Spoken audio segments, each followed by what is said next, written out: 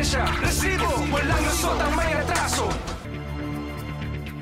Dating tagatastas ng sinulid sa isang patagian, nag-apply ng trabaho online bilang hotel room attendant. Pero nang pinagbayad siya ng interview fee, medical fee at kung ano-anong fee, doon na siya nagdudang ang ina-applyan pala niya'y isang scam. Sa Facebook page ng Resibo, hindi lang isa o dalawa, kundi sangkaterbang reklamo na tungkol sa tinatawag na trabaho scam ang aming natanggap. Karamihan sa kanila, iisa ang modus na ginagawa. Isa sa mga nagpadala ng mensahe si Vanessa, 32 taong gulang. Nung nakita ko po yan, nagpa-PM sa page. And then, pagdating po sa page nila, may piniem sila po na doon po kami magsisend ng resumes. Samantala, dumulog sa ating action center ang 38 anyos na si Chelsea. Hindi niya rin tunay na pangalan. Nainganyo po ako, ma'am, kasi wala po silang age limit. Tapos, nandun po yung mga position na fit po talaga sa akin. Reklamo nila, isang recruitment agency sa Quezon City ang nambibiktima raw ng mga aplikante. Naninigil daw ito ng fee pero hindi naman nabibigyan ng trabahong inaplayan. Pinuntahan namin ang itinurong address ng sinasabing recruitment agency. Makikita po itong gusali na ito. 4 na palapag na gusali. Narito po yung opisina ng recruitment agency. At ayon ho sa research work ng ating team, hindi lang kasambahay ang tinatanggap na aplikante. Kung nyo makikita ho sa ating surveillance video, marami hong pumapasok ng mga aplikante. Sa labas ng building na ito, makikita ang isang gray na gate sa bandang kanan. Makikita rin ang karatulang nakalagay na sinasabing ang mga aplikante ay pumunta sa second floor, room 2. Pag-akyat sa second floor, makikita rito ang pila ng mga aplikanteng gusto lang naman magkaroon ng trabaho, full-time man yan o part-time. Isang babae ang kukuha ng resume o biodata. Siguro 10 minutes lang po yata yun. Gintay ako, tapos pinapasok na po sa loob. Kumbaga, pag may after silang na-interview sa loob, magpapapasok po sila ng isa. Dito na magaganap ang job interview. Educational background, mga working experience po namin, yun po. Based po din dun sa resume po namin. Tapos tinanong po na willing ba kayong ma-deploy ngayon. So po. Hanggang sabihin na nila ang kanilang magic words. Andiyan na yung maniningil na po sila ng processing fee daw po or registration fee para i-process na daw po nila. Babayad po ako ng 300, ganyan. Sabi ko po, wala po akong pera. Tapos nagtanong sa akin, kung kahit ba 100 kung meron ka. Sabi ko, wala po. Sabi niya, kahit 50 na lang. Si Vanessa, matapos malaman na mayroong babayaran, hindi na tumuloy sa kanyang pag-apply. Habang si Chelsea naman, kasama ng kanyang boyfriend, nagpatuloy sa kanilang job application. Ayon kay Chelsea, sumunod silang pumunta sa Muñoz sa Quezon City para sa medical exams. Nagulat po ako na hiningan kami, ma'am, ng 1,200 for medical po daw. Hanggang sa ituro sila sa Novaliches para raw sa kanilang deployment. Hiningan po siya ng another 400. Tapos after po nun, dadalin po daw siya sa Makati. Aba, pasa-pasa, no? Hindi pa man nagkakapagtrabaho, 1,800 pesos na ang nasingil kila Chelsea. Dahil sa mga reklamong ito, dumulog ang Resibo sa tanggapan ng Business Permits and Licensing Department o BPLD sa Quezon City Hall. Napag-alamang mayroong business permit ang recruitment agency na inireklamo. So this is the particular business that you're looking for. Meron siyang mayor's permit number 93907-805.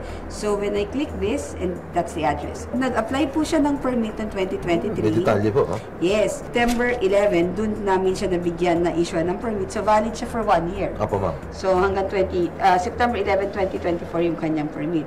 Pero giit ng BPLD, hindi tama ang maningil ng anumang placement fee sa mga aplikante.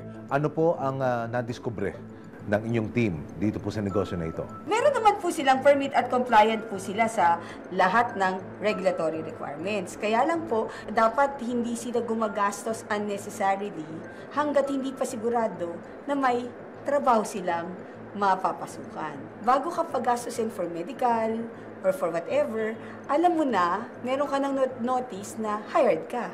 Dahil sa ating inilapit na reklamo, magsasagawa ng isang surprise inspection sa inireklamong ahensya ang mga kawani ng Quezon City LGU. Alas 2:30 ng hapon natapos na po ang briefing at mula po rito sa Quezon City Hall, tutulak na yung mga kagawad ng Bureau of Permits and Licensing Division ng Quezon City Hall, maging yung mga taga Public Employment Services Office para ho inspeksyonin yung tanggapan ng recruitment agency. Pagdating sa agency, kinatok na ng BPLD ang opisina ng agency. Pero teka, pinagsaraduhan ng mga kawani ng gobyerno? Bakit naman po ganon?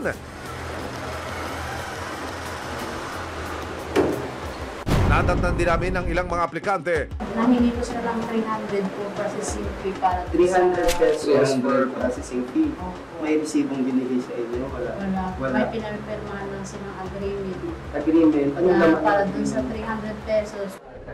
Maya-maya, pinapasok na ng mga staff ng agency ang mga inspektor. Kami ma'am, mga taga-business permit kami. I-check natin yung business permit mo, pati yung mga requirements mo kung nakaka-comply ka. Hindi nagpaunlak ng panayam ang mga tauhan ng recruitment agency pero gate nila, refundable naman daw ang mga sinisingil nila. Refundable din. Ibig sabihin, refundable not only the 300, pati yung sinasabi ng medical nila. Yes, sir. Pero clarify niyo ba sa kanila na yung mga applicants na nagbayad, na refundable ito? Ayon sa mga kasama natin sa Business Permits and Licensing Department of BPLD at Public Employment Service Office of PESO, lehitimong recruitment agency ang inireklamong Workforce Human Resource Management Services. Pero kung ang tanong naman natin is may illegal recruitment activity ba na ginawa ito mga to, sa tingin namin meron. Ayon sa PESO, lumabag ang agency sa mga sumusunod. Una, hindi dapat sila naniningil ng kahit anong fee sa mga nag-a-apply sa kanila kahit pa sinasabi nilang refundable ito. May resibong binigay sa inyo? Wala. Pangalawa, wala silang official receipt o OR na binibigay sa mga aplikanteng nagbabayad sa kanila. Ang sinasabi naman kanina nung side nung recruitment agency na to, inaayos pa nila yung kanilang resibo sa BIR pero we don't know kung nag-aayos ba or whatever.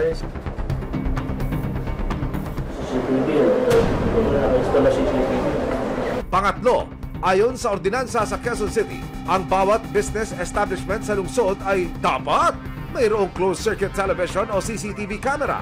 Walang CCTV camera ang agency sa kanilang opisina at pang-apat, expired o hindi pa nagre-renew ng ahensya ang kanilang barangay certificate.